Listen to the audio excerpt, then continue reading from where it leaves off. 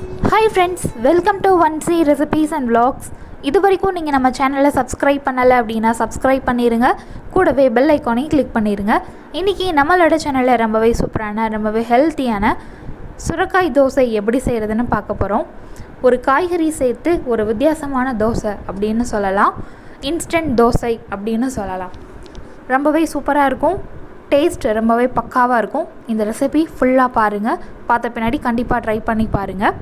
இப்போ இந்த சுரக்காய் தோசை பண்ணுறதுக்கு ஃபஸ்ட்டு நம்ம கிரைன்ஸ் எல்லாம் ஊற வைக்கணும். அதுக்காக ஒரு பவுலில் 1/4 கப் அளவு பச்சரிசி, 3/4 கப் அளவு முழு கோதுமை, இது எல்லா கடைகள்லேயும் கிடைக்குது. இது கூடவே 2 டேபிள் ஸ்பூன் அளவு பாசிப்பருப்பு சேர்த்துக்கலாம். இப்போ இது மூணையும் தண்ணி சேர்த்து ஒரு 3 தடவை நல்லா கழுவி எடுத்துக்கோங்க.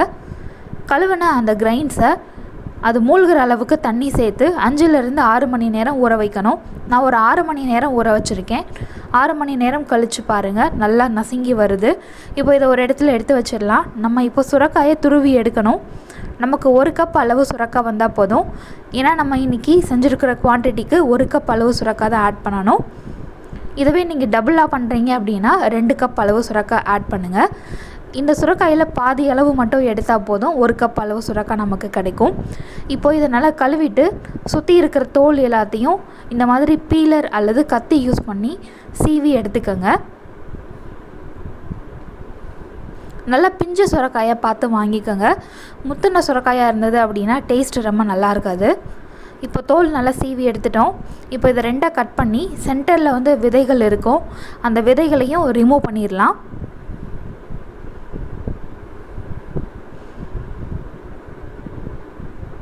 அந்த சீட்ஸ் எடுத்த பின்னாடி நம்ம வீட்டில் இருக்கிற கேரட் துருவுற கிரேட்டர் இருக்கும் அல்லது சீஸ் துருவுற கிரேட்டர் இருக்கும், அதை வச்சு நல்லா துருவி எடுத்துக்கணும்.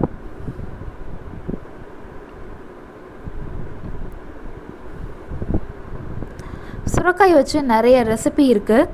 ஒவ்வொன்றா நம்ம பார்க்கலாம் ஃப்யூச்சரில். இதை வச்சு குழம்பு ரெசிபி இருக்குது, தோசை ரெசிபி இருக்குது, ப்ளஸ் சாம்பார் வைக்கலாம், புளிக்குழம்பு வைக்கலாம். இந்த மாதிரி டிஃப்ரெண்ட்டாக நிறைய ரெசிபிஸ் யூஸ் பண்ணிக்கலாம் இந்த சுரக்காய் வச்சு. ஃப்யூச்சரில் நம்ம பார்க்கலாம் அதெல்லாம் என்னென்னன்ட்டு. இப்போ நம்ம ஊற வச்ச கோதுமை, பாசிப்பருப்பு, அரிசி இருக்குது பார்த்தீங்களா, அது அந்த தண்ணி இல்லாமல் அந்த மிக்ஸி ஜாரில் சேர்த்துக்கோங்க. அடுத்து நம்ம துருவின சுரக்காயும் 1 கப் அளவு வந்திருக்கு, அதையும் சேர்த்துட்டு இது கூடவே 2 பச்சை மிளகாய், சின்ன சைஸ் இஞ்சி ஆட் பண்ணியிருக்கேன். அடுத்து இதுக்கு தேவையான அளவு உப்பு, மேக்ஸிமம் 1 டீஸ்பூன் அளவு உப்பு போதும். இப்போ இதை தண்ணி சேர்க்காமல் ஃபஸ்ட்டு அரைச்சிக்கணும்.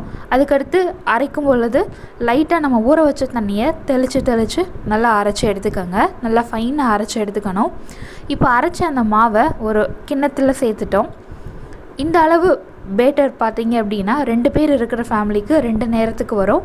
4 பேர் இருக்கிற ஃபேமிலி அப்படின்னா 1 நேரத்துக்கு வரும். இப்போ இந்த மாவில் தாளித்து கொட்ட வேண்டியதெல்லாம் தாளிச்சிடலாம். ஒரு தாளிப்பு கரண்டி எடுத்தாச்சு. அதில் 2 டீஸ்பூன் அளவு நல்லெண்ணெய் ஆட் பண்ணியிருக்கேன். தாளிக்கிறதுக்கு நல்லெண்ணெய் அல்லது தேங்காய் எண்ணெய் யூஸ் பண்ணுங்கள், ரொம்பவே நல்லாயிருக்கும். எண்ணெய் நல்லா சூடான பின்னாடி 1/2 டீஸ்பூன் அளவு கடுகு ஆட் பண்ணியிருக்கேன். அடுத்து ஒரு பெரிய வெங்காயத்தில் பாதி வெங்காயத்தை ஃபைனாக சாப் பண்ணி போட்டிருக்கேன்.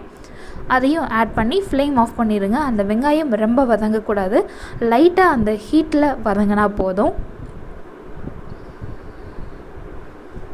இப்போ இது கூட மஞ்சள் தூள் ஒரு 1/4 டீஸ்பூன் அளவு சேர்த்துட்டு லைட்டாக அந்த ஹீட்டில் சாட்டே பண்ணிடலாம். இது கூட நீங்கள் விருப்பப்பட்ட கருவேப்பிலை அல்லது மல்லித்தலையை குட்டியாக சாப் பண்ணி போட்டுக்கலாம்.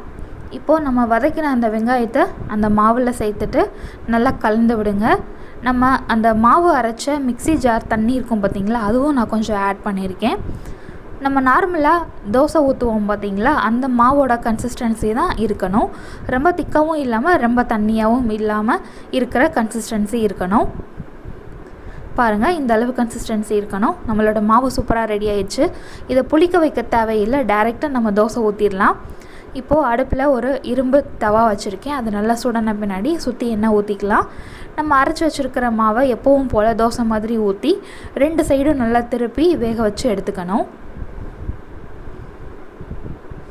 இந்த தோசைக்கு தேங்காய் சட்னி அல்லது தக்காளி சட்னி அல்லது கார சட்னி, இதில் எந்த விதமான சட்னி வச்சு சாப்பிட்டாலும் டேஸ்ட் ரொம்பவே சூப்பராக இருக்கும்.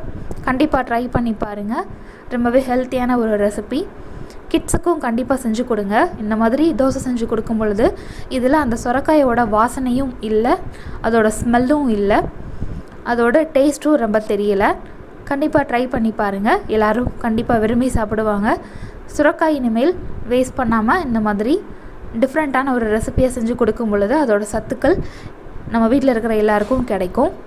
இந்த வீடியோ உங்களுக்கு பிடிச்சிருந்தது அப்படின்னா இந்த வீடியோக்கு ஒரு லைக் கொடுங்க, எல்லாத்துக்கும் ஷேர் பண்ணுங்கள்.